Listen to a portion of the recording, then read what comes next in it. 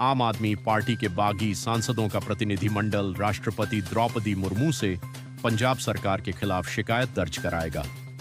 वे प्रशासनिक दुरुपयोग और राजनीतिक दबाव की बात कर रहे हैं। मंत्री पद की शपथ लेने वाले चेहरे कौन होंगे, इस पर अभी सस्पेंस बना हुआ है।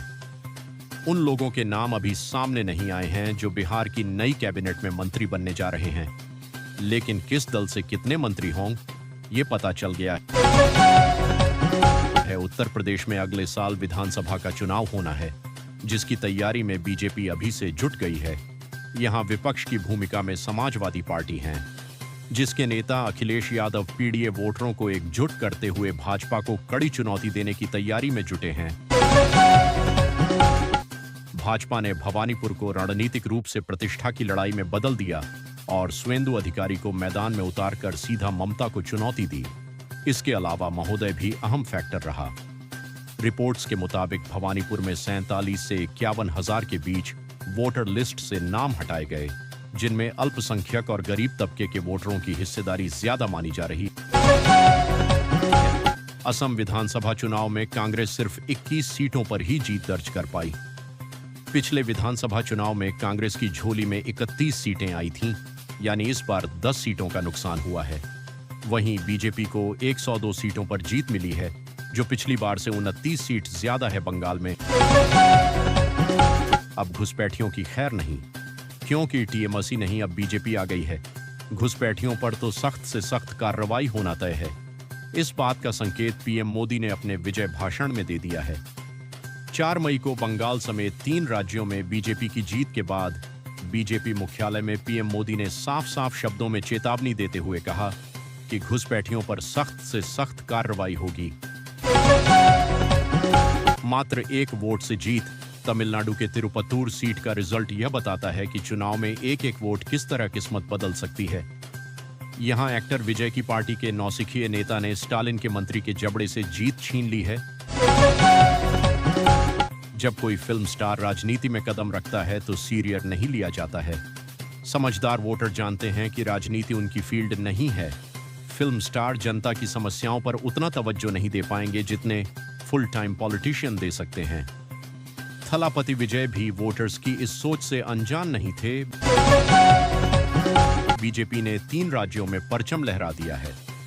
सबसे बड़ा सियासी उलटफेर तो बंगाल में देखने को मिला, जहां बीजेपी ने ममता बनर्जी के 15 साल की सत्ता को उखाड़ फेंका है। रत्ना देवनाथ ने कहा, पानीहाटी की यह जीत पूरे बंगाल की जनता की जीत है। इस जीत को मैं प्रधानमंत्री मोदी को समर्पित करती हूं। घोष परिवार के अप्रशासन से मैं जनता को मुक्ति दिला पाई हूं। इसके लिए जनता का धन्यवाद। यह मैं अकेले नहीं कर पाती। पानीहाटी की जनता के कारण यह जीत मिली है। मुख्यमंत्री हिमंता बिस्वा शर्मा ने कहा कि 2016 के बाद से असम की छवि बदलने का श्रेय प्रधानमंत्री नरेंद्र मोदी और केंद्रीय गृह मंत्री अमित शाह को जाता है। उन्होंने कहा कि अब असम की जनता बीजेपी को ही एकमात्र ऐसी पार्टी मानती है जो असमी पहचान की रक्षा के साथ साथ विकास भी सुनिश्चित कर सकती है।